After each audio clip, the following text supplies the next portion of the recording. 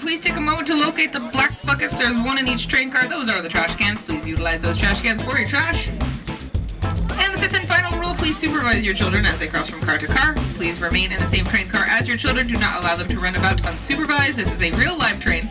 And as such, there are all sorts of places a young person could put their hand or foot or head, which would result in injury. Just because this is an example of a primary redwood forest, it means it's never been logged. Some of these trees are well over 2,500 years old.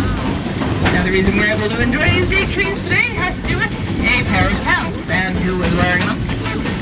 This land was purchased in the 1860s by an attorney from San Francisco. His name was Joseph Felton, and he, like the men around him, had the idea of cutting the trees down and selling the lumber.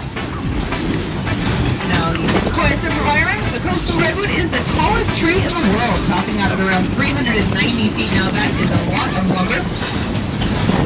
However, he made the mistake of inviting his wife along to show enjoy the new property. When Mrs. Welch stepped down on one of her hearings.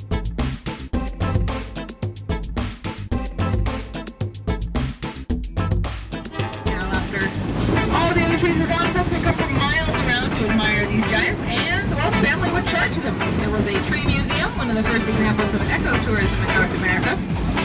It would be so popular that President Teddy Roosevelt visited here when he was campaigning for his idea of national parks.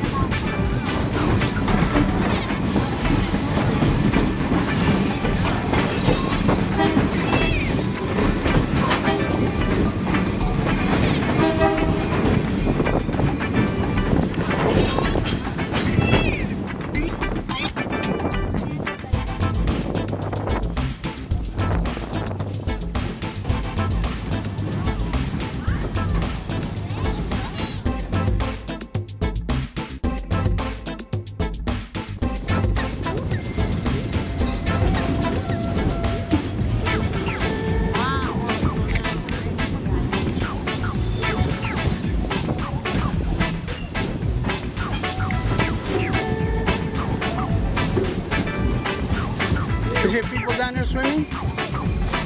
See them down there? Oh, they're camping.